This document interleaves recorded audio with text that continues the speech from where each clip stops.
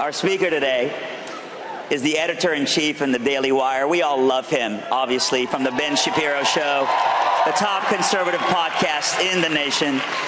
He was 17 when he became a syndicated, show host, the youngest in America's history. He's the author of 7 books. Several of them have ended up on the New York Times bestseller list. Honestly, he earned his BA in political science at UCLA, graduated from Harvard Law, all right? And what I appreciate about him is that we might not share the same faith. I mean, he's a devout Jewish friend, and we are Christians. But this morning, we talked so much about what we have in common, and so much about our desire to see the sanctity of life be protected in the life of a baby in a womb. We talked a lot about our beliefs in wanting to see this place return, and he really is, I think, a partner with us, not just a guest who's going to find a lot in common with us, but a partner with us in ways that we're excited about unrolling in the next few years to you. But I know you're excited. I'm going to get out of the way. Come on, let's put our hands together for the one, the only, Ben Shapiro, everybody. Thanks a lot.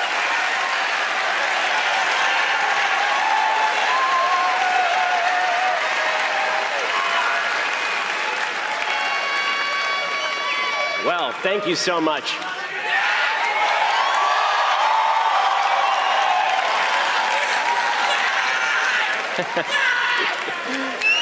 It really is a pleasure and an honor to be here today at Liberty University. I'd like to give a special thanks to Fred Allen and Young America's Foundation for making this event possible. Obviously, sponsoring these sorts of events makes it possible for me to bring good news and good words to, I think, a lot of folks around the country. Here, I think they need it less than maybe some of the other places that I speak. Before I begin, I wanted to take just a moment so we can silently pray together for Alfie Evans. If you don't know the story of Alfie Evans is a 2-year-old child in Britain who has a degenerative brain condition, and the government of Britain is now declaring that his parents cannot leave the country with Alfie Evans to seek experimental treatment. He has to stay in a hospital and die at the hand of the state. So before we go any further, I'd like to just take about 5 seconds here, 10 seconds, and just pray silently for Alfie and his family, who are, I think, doing God's work and standing up for the value of life. Thank you, I appreciate it. Well, I've long believed that the future of our nation is inextricably intertwined with the future of Judeo-Christian value system. And I know of very few places in the United States that are more valuable to that future than right here at Liberty University. I'm just blown away by you guys.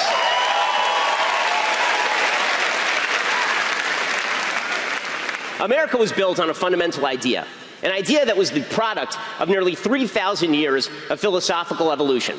That idea, planted at Sinai, watered in the Galilee, pruned through the thought of Athens, and strengthened by the push and pull of reason and revelation for centuries, was embedded by our founders in the Declaration of Independence and the Constitution of the United States. And that principle is simple, that human beings are made in the image of God, that we are therefore beneficiaries of inalienable God-given rights, that government was created in order to protect those rights and not invade them, and that we must use our freedom to pursue virtue. God said to Pharaoh, "Let my people go so that they may worship me." Okay, the United States echoed that message from its very inception. George Washington stated in his first inaugural address, quote, "Since there exists in the economy and course of nature an indissoluble union between virtue and happiness, between duty and advantage, the propitious smiles of heaven can never be expected on a nation that disregards the eternal rules of order and right which heaven itself has ordained." The very basis of our politics, then, lies in the recognition that rights without virtues lead to chaos, and that virtues without rights lead to tyranny. Only by balancing public rights with private virtues can we truly uphold freedom and pursue happiness. One half of the equation, though, seems to have gone awry in modern America. We've been taught that our rights are paramount, which is fine, but we have also been taught that we have no duty to be virtuous. In fact, anyone who says that we have a duty to be virtuous is harming you, microaggressing you, ethnocentrically mansplaining to you in cisgender fashion. How can anyone expect us to be virtue, the argument goes, when the system itself is so deeply flawed? How can we blame people for being immoral when the system is biased in favor of a few white, rich men at the top? First, we have to fix the system. Then human beings themselves will change. Virtue will become natural. We'll all just magically become wonderful, great people. All we have to do to make this magical thing happen is hand over all our freedoms to a centralized government, and that government will then provide us new rights, better than the old God-given ones. Instead of the right to free speech, the government will provide us a right not to be offended. Our feelings will be protected. Instead of a right to life, the government will provide us the right to kill unborn babies. Instead of a right to create and keep the wages of our labor, the government will provide us a nice, comfortable social safety net without us actually having to do the work. Then, after all that's done, human beings will magically become better, will become good if all this happens. This is the philosophy of collectivism, the philosophy that says that human beings suffer because the Judeo-Christian system expects too much of us individually. Judeo-Christian philosophy expects us to struggle, to strive. Judeo-Christian philosophy demands that we do our best and that we act virtuously on the individual level so that we can feel secure without invading each other's rights. The Judeo-Christian tradition says that with freedom comes responsibility. Collectivist philosophy, however, thinks differently. They expect us to give our individual striving up. No more striving, no more struggle. All we have to do is trade our individual responsibility for the comfort of collective power. Collectivist philosophy points out that individual virtue isn't natural. It is a struggle. And we can avoid that struggle by handing over all power to a nanny state. Now, Judeo-Christianity says you're free and therefore you must give. Collectivist philosophy says you are unfree and thus the state must take on your behalf. It's this philosophy of collectivism against which Moses and Jesus and George Washington and Thomas Jefferson and James Madison fought. It is this philosophy that Americans have fought and bled and died to extend to more and more people over time. Abraham Lincoln saw black slaves as human beings, and hundreds of thousands of Americans died to extend the American covenant to them. American soldiers left their corpses on the beaches of Normandy to extend that promise to subject peoples. Martin Luther King Jr. was assassinated fighting to extend the American promise to black Americans. Ronald Reagan spent his years fighting to spread the light of Americanism beyond the Berlin Wall. And today, Americans liberate Muslims in the Middle East from the heavy hand of collectivist Islamism. Americans protect South Koreans and Taiwanese, free people, from the burden of North Korean and Chinese communism. Americans stand ready to thwart the threat of collectivist tyranny across the globe. But there is a threat to founding philosophy growing right here at home. It's growing because too many Americans believe that virtue is less important than virtue signaling. Okay, too many Americans believe that freedom is actually a burden. Too many Americans believe that they know what's best for other Americans, even when they personally abandon virtue. So, the question becomes, how exactly do we go about restoring the Judeo-Christian tradition upon which the nation was built? How exactly do we bring back the philosophy of the founders and restore their promise? Well, to do that, we have to go back to basics. We actually have to talk about morality in politics, not just efficiency, not just why our ideas work, but morality. What is good and what is bad, what is right, what is wrong, what is true and what is evil. Now, advocates for personal philosophy, for founding philosophy, these personal freedoms, individual responsibility, we make a pretty big mistake when we talk about that philosophy because we do spend a lot of time talking about how effective it is. We point out that free markets have led to the greatest reduction in poverty in world history. In 1981, 44.3% of the global population lived on less than $1.90 a day. In 2015, the global extreme poverty rate dipped below 10%. We, on the right, like to point out that a philosophy of individualism has led to massive increases in living standards within the United States and also around the world. And we point out that collectivist countries tend to stagnate. But we don't point too often to underlying values. See, here's the thing we have to acknowledge. There is a draw to collectivism. There is a draw to leftism. The draw is pretty simple. Collectivism promises solutions to cosmic injustices. When collectivists stand up here and invoke the least specific, I mean like here on this stage, and invoke the least specific verses of the Bible to justify government redistributionism and crackdowns on religious practice because of fairness, they are making a moral appeal. When Bernie Sanders stands up here and tells you that the top 1% of the 1% own 90% of all the wealth,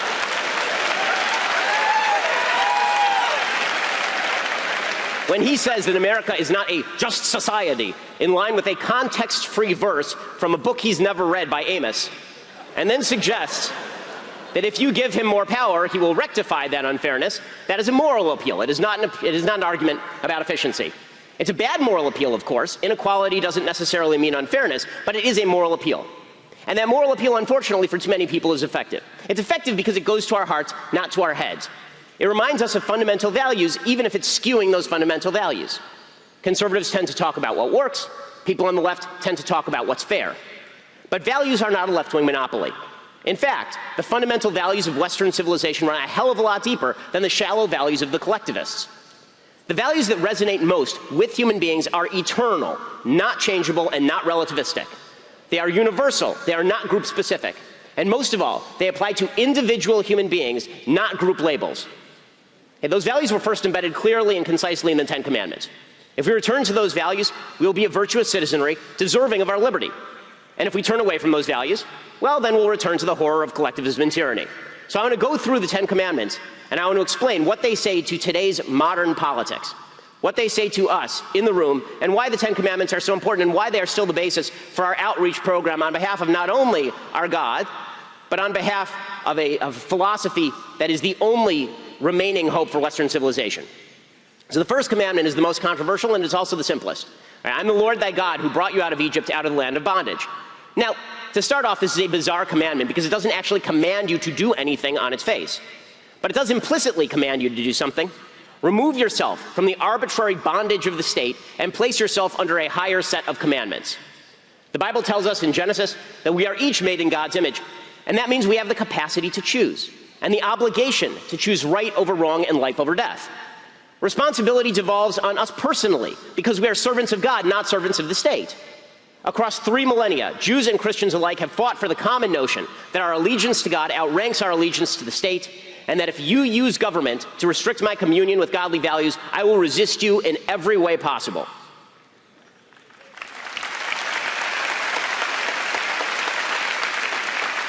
Today, collectivists, folks on the left, they tell us that the state can order you to disobey God in your daily dealings.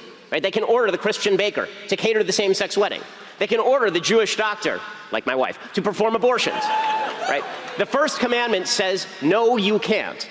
And so does the First Amendment, which guarantees freedom of religion for precisely this reason.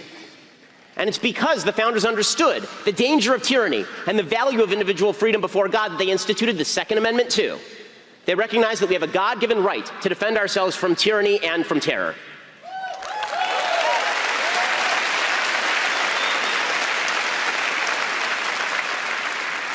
The second commandment is also particularly important in today's society. It says, thou shalt have no other gods before me. This is particularly relevant when it comes to the cults of personality that seem to dominate our politics. We're told on all sides that we ought to trust the people at the top to solve our problems. A little bit of trust goes a long way. Every time something goes wrong in the United States, we are informed that if we just gave the government more power, our problems would be solved. Like ancient pagans, if we sacrifice a bull on top of a mountain, the Health and Human Services Department will ensure nobody dies of cancer. This is stupid nonsense. Bernie and Elizabeth Warren worship at the altar of fairness. They proclaim the universe is cosmically unjust. If you just hand over power to them, all of that will be cured. God says, nah.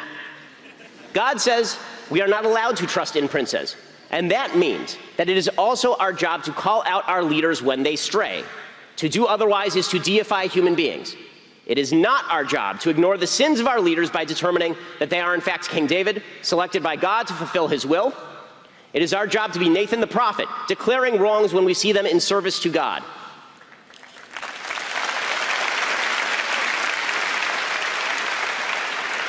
If our leaders sin, we are bound to say, why did you despise the word of the Lord by doing what is evil in his eyes? And our leaders must repent to merit God's love, just as we must constantly repent before him.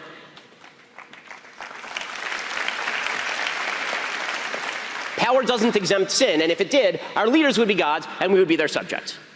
The third commandment says that we must not take God's name in vain. This doesn't merely mean that we shouldn't shout, God bleep it, God can handle a little potty mouth. It does mean that we can't twist God's words to justify our own political agendas.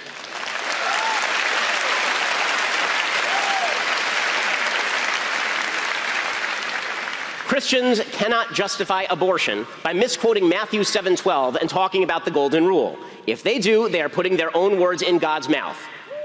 We cannot use Deuteronomy 16:20 to justify a government cracking down on religious people to promote same-sex marriage while deliberately ignoring the words of Leviticus.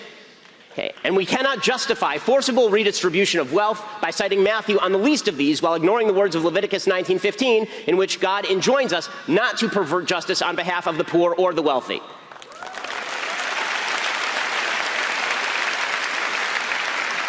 Selectively citing the Bible while ignoring all the inconvenient parts, that makes you a Bible abuser, and it makes you dishonest as well. The fourth commandment says that we must remember the Sabbath and keep it holy. One of the weirdest elements of collectivism is that it says we all owe something to the collective, and yet, weirdly, collectivists seem to give a lot less to charity. New York Mayor Bill de Blasio routinely rips into the greedy rich. The guy gave a grand total of $350 to charity last year on an adjusted gross income of $223,449. By the way, he paid the guy who prepared his taxes $500. When you see income as the state's responsibility rather than a gift from God, it alleviates the responsibility of actually having to pass that gift on to those who are less fortunate. Instead, you can demand that the government play God and grab other people's cash. The commandment to honor the Sabbath also reminds us that our time doesn't actually belong to the state. It belongs to us. Every 7 days we say, no more. Tyrannies say that our labor is not our own. We owe it to the collective. Our time isn't our own, our income isn't our own, our labor isn't our own. Work harder because the state is your creator. Remember that our time is a gift from God. That's the first step toward fighting tyranny. The fifth commandment says that we have to honor our parents. Obviously, this galls a lot of folks on the left. Really galls them.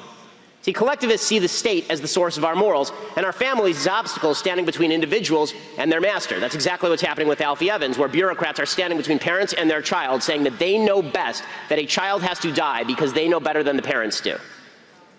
Collectivists, there's a reason that Karl Marx abhorred the traditional family. Okay, let's just say that. He saw it as a capitalist institution based on capital and on private gain. He openly called for abolition of the family.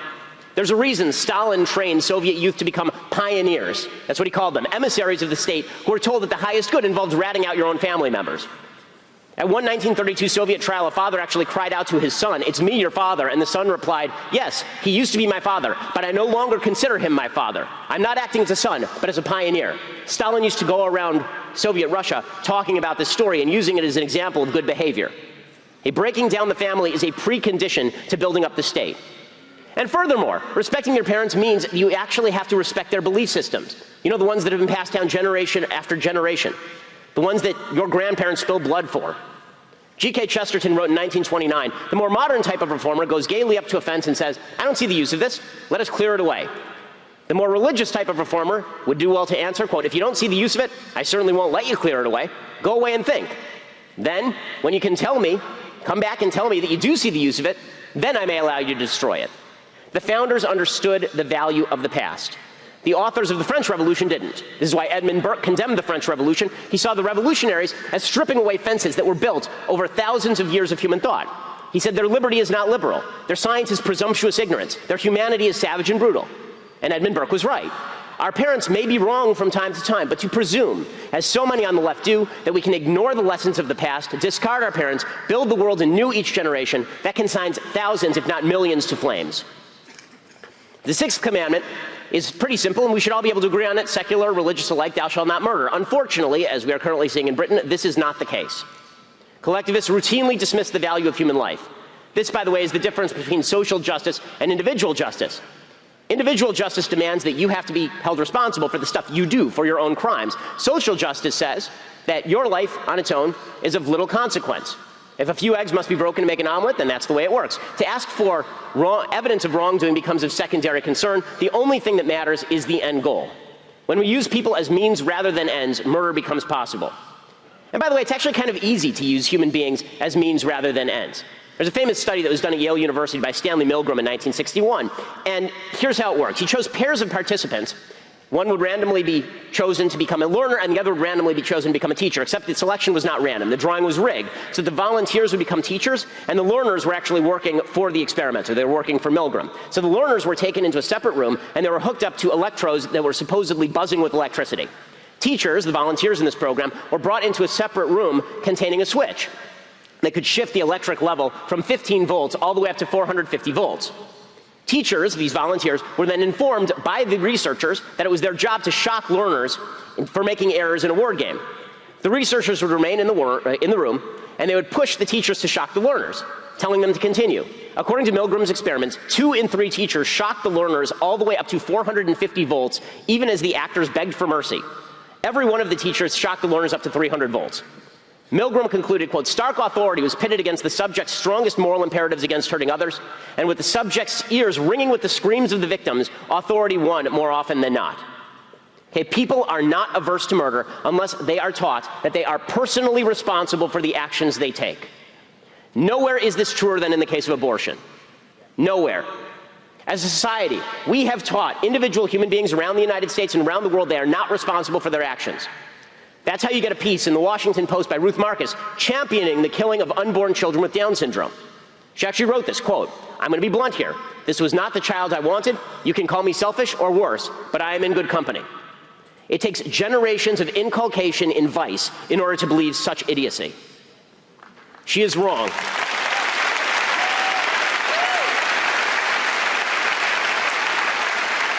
Ruth Marcus is wrong. She is not in good company. She is in quite evil company. But human beings have always provided each other company when pursuing evil without being taught an individual system of virtue where you are responsible for the actions that you take. The seventh commandment is not to commit adultery. Again, you would think that this one would be obvious, right? It isn't, unfortunately. This commandment assumes the value of individual human beings. It assumes that you have the individual capacity to control your own nature. Collectivists reject both of these assumptions wholesale. There's a reason that Marx believed in what he called a community of women. He meant widespread promiscuity. The idea that one man and one woman must sublimate their desires in order to promise each other their trust and love, it stands in stark contrast to the ownership of the collective. Family formation is the single greatest threat to the substitution of leftist values for Judeo-Christian ones, because it assumes that you personally are capable of overcoming your own nature, and because the creation of children changes your life. It means that you are now responsible for someone else. Your highest priority is protection of your family rather than serving the collective. I have 2 kids now. They made me a better human being. Kids make you a better human being if you allow them to. And being married to one person for the rest of your life makes you a better human being as well.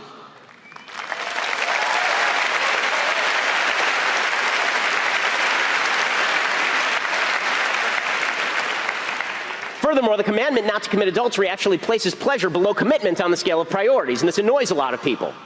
This runs counter to the comforting promises of the collectivists. They say that you should trade away your rights in order so that you have this soft cocoon of security, the promise of zero consequences for your action. Give control to the collective, you won't have to control yourself. And if you just give control to the collective over your entire life, they will give you free condoms, they will pay for your abortion, all the rest. But the Judeo-Christian ethic says to control yourself, and that in doing so, you become better and freer and a better servant of the Lord who made you.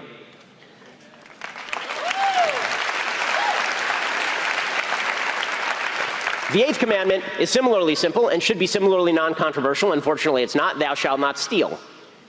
Individualism relies on our respect for one another's rights. The Bible explicitly forbids the notion of social justice as a rationale for theft. The New Testament says in 2 Thessalonians, quote, "The one who is unwilling to work shall not eat." Charity is mandated by Judeo-Christian religion. Theft is forbidden. And legalized theft is still theft.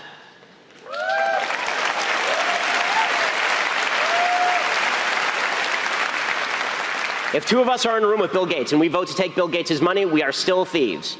It is a violation of the 8th commandment. Just because that's a democracy doesn't mean it's not theft.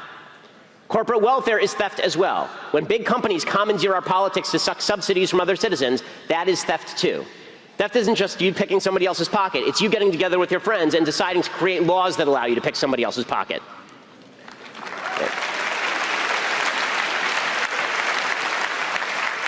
The 9th commandment is not to bear false witness against your neighbor. Perhaps this one is the most commonly violated commandment of our time. The willingness to suggest that our neighbors are nasty people, bad characters, for the sake of elevating particular collective ideologies. Take, for example, the issue of gun control. Now, you can be for more gun control, you can be against more gun control. But folks on the left constantly make the case that if you oppose their agenda, it's because you don't care enough about dead kids, that you're simply willing to watch them die for $1.05 from the National Rifle Association. Okay, that's not only a lie, it is bearing false witness, because there is no evidence for this proposition. But for a lot of folks on the left, everyone is either a tool or an obstacle to utopia. And so lying about your political enemies is simply a great way to achieve your objective. These character attacks have become commonplace in our politics. The idea that if you disagree with somebody, it's because they're a bad person, not because you disagree about the underlying values, the underlying principles, or agree about those values and principles, but disagree about the politics themselves. Instead, everything has become about ripping people down on a personal level. Disagreement becomes a character assault. As long as that lasts, we can't have a free republic. Finally,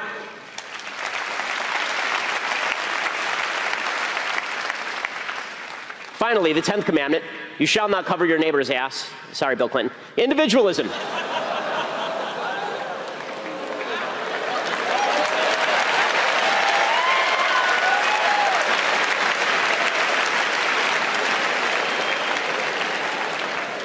Individualism is based on the possibilities inherent within human beings. You're capable of a lot, and you must be encouraged to take advantage of those possibilities. You're not a victim.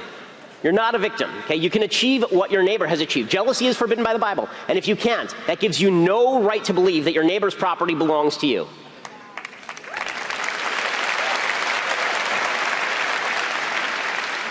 In Judaism, this commandment not to covet your neighbor's property has been interpreted for thousands of years to mean that you can covet a Tesla like your neighbor's Tesla, but you can't covet your neighbor's Tesla, which actually makes perfect sense. A free system offers you the opportunity to make something of yourself. It offers you the opportunity to do better. It doesn't offer you the ability to glom off of somebody else's achievements. Collectivism rejects this and hopes to end jealousy by narrowing the scope of human potential. If we redistribute all the property, no one gets a Tesla, then maybe jealousy will go away. That's not how human beings operate. It's a rejection of God, and it's a rejection of the creative power of man God implanted in all of us.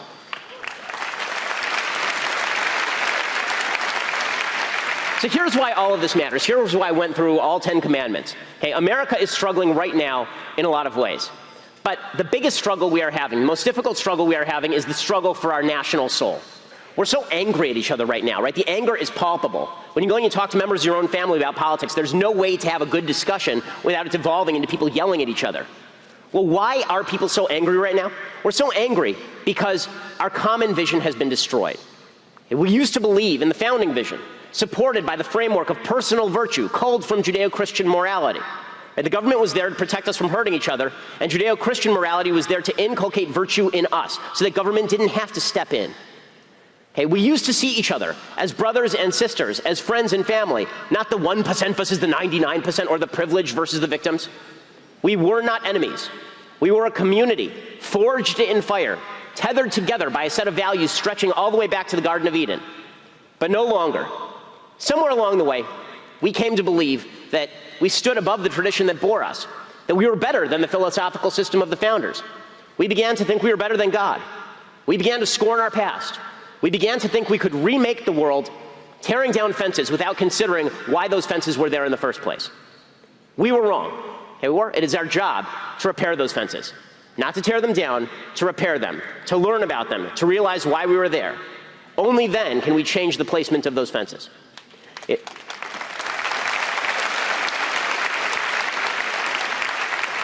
It is our job to learn, as you're doing here at Liberty, about what made our civilization great and what can make our civilization great still.